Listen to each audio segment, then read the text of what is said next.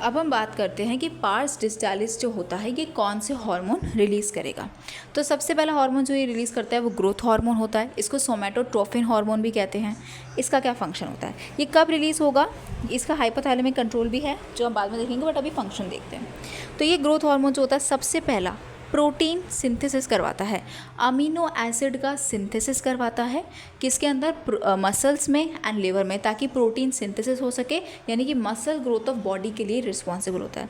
दूसरा, ये कैल्शियम का एब्जॉर्प्शन बढ़ाता है, जिसकी वजह से इनलार्जमेंट हो सके बोन्स का। कहाँ की बोन्स का, लेग्स एंड हैंड्स की जो बोन्स होती है उनका इनलार्जमेंट हो सके, तो हाइट ग्रोथ हो सके। ये मियोसिस को करवाता है, इट स्टिमुलेट या इंड्यूस करता है मियोसिस को, ताकि आपका सेल डिवीजन हो और ऑर्गन की साइज़ इंक्रीज़ हो, तो ऑर्गन इनलार्जमेंट के लिए होता है।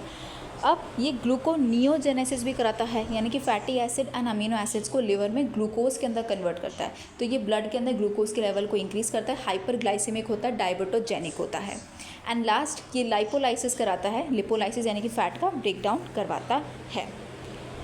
अब इसका दूसरा होता है hormone FSH, follicle stimulating hormone. ये मेल के अंदर क्या करवाता है, सर्टोली सेल का डेवलपमेंट करवाता है, फंक्शनिंग के अंदर हेल्प करता है, प्लस ये स्पर्मेटोजेनेसिस के प्रोसेस में भी हेल्प करता है। फीमेल में ये फॉलिकल, ओवेरियन फॉलिकल डेवलपमेंट करवाता है, और जो डेवलपिंग फॉलिकल होती है यही एस्ट्रोजन रिलीज़ करती है। तीसरा हार्मोन होता है ल्यूटिनाइजिंग हार्मोन। मेल के अंदर इसको इंटरस्टिशियल सेल स्टिमुलेटिंग हार्मोन कहते हैं। नाम से पता चल रहा है इंटरस्टिशियल सेल को स्टिमुलेट करता है और वो एंड्रोजन माने टेस्टोस्टेरोन रिलीज़ करती है। फीमेल के अंदर ये क्या करता है, ल्यूटिनाइजिंग हार्मोन, ये ग्राफिन फॉलिकल को रप्चर कराता है, सेकेंडरी oocyte को रिलीज़ करवाता है, यानी कि ओव्यूलेशन कराता है, प्लस जो कॉर्पस लूटियम रह जाती है उसको मेंटेन करता है, जो प्रोजेस्टेरॉन और एस्ट्रोजन रिलीज़ करती है। फोर्थ हार्मोन है thyroid hormone, thyroid stimulating hormone TSH। ये रिलीज़ होता है एंड ये डेवलपमेंट कराता है थायराइड ग्लैंड का, साथ ही साथ ये T3 एंड T4 हार्मोन भी रिलीज़ करवाता है। देन ACTH, एड्रीनो कॉर्टिकोट्रोफिक हार्मोन, ये एड्रिनल कॉर्टेक्स का डेवलपमेंट करवाता है, प्लस एड्रिनल हॉर्मोन्स रिलीज़ करवाता है। कौन सा, ग्लूकोकॉर्टिकॉइड ही ये रिलीज़ कराता है, विच इज़ कॉर्टिसोल। इसका क्या फंक्शन है ये लिख सकते हैं। तो इसमें जब हम एक्सप्लेन करेंगे तो हम हर एक का फंक्शन भी लिखेंगे, ताकि आंसर अपने आप लॉन्ग हो जाएगा।